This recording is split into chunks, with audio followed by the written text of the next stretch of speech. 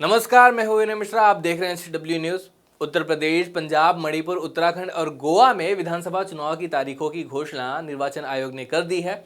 इस बार चुनाव पहले के चुनाव से बिल्कुल अलग होने जा रहे हैं। इन 5 राज्यों की बात करें तो 10 फरवरी से ही मतदान की प्रक्रिया शुरू हो जाएगी, क्योंकि उत्तर प्रदेश में पहले चरण का मतदान 10 फरवरी को होगा।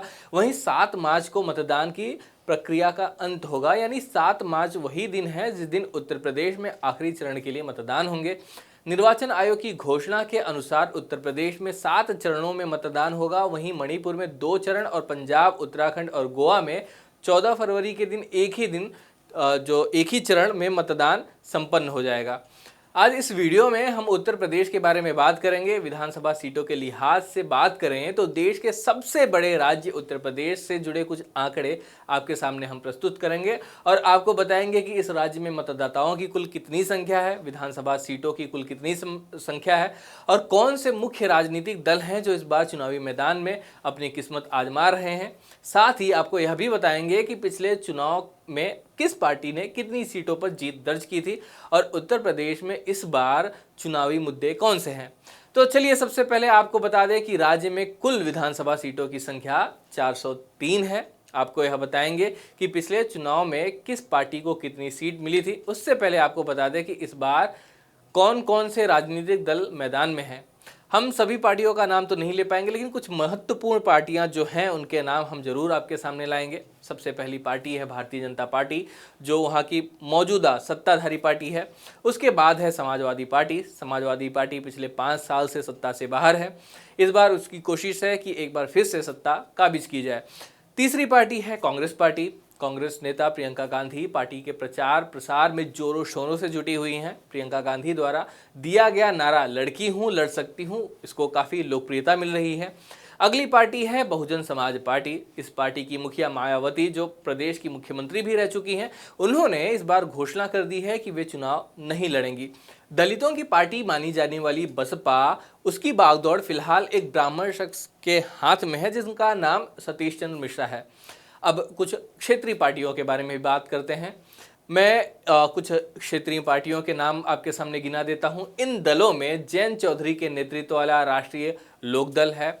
डॉक्टर संजय निषाद की पार्टी, उनकी पार्टी का नाम भी निषाद पार्टी है। ओम प्रकाश राजभर की शुभा सपा है और अनुप्रिया पटेल की अपना दल शामिल है। वहीं असदुद्दीन ओवैसी की पार्टी AIMIM पर भी बहुत से लोगों की नज़रें टिकी हुई हैं।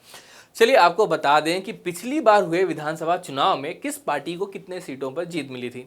2017 के विधानसभा चुनाव में भारतीय जनता पार्टी, जो वहां पे कुल 403 सीटें हैं, उसमें से उसे 312 सीटों पर जीत मिली थी। 312 सीटों पर जीत दर्ज कर बीजेपी ने योगी आदित्यनाथ को अपना मुख्यमंत्री बनाया था।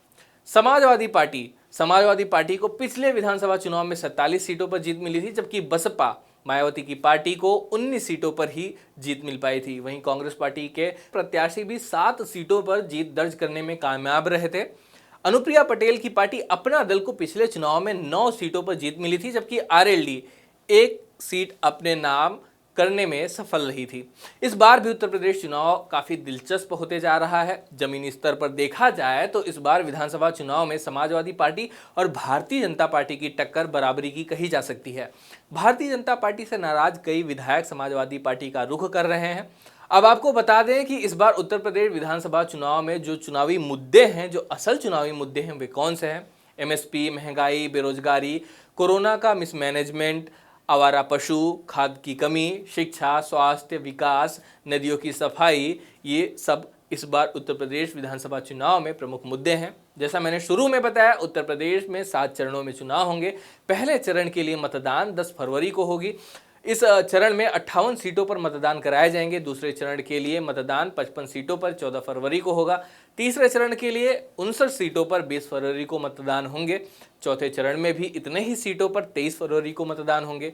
पांचवें चरण के लिए 61 सीटों पर 27 फरवरी को मतदान कराए जाएंगे। छठे चरण के लिए 57 सीटों पर 3 मार्च को मतदान होंगे और प्रदेश में आखिरी चरण के लिए 54 सीटों पर 7 मार्च को मतदान होंगे। प्रदेश में कुल मतदाताओं की संख्या 15,05,82,750 है।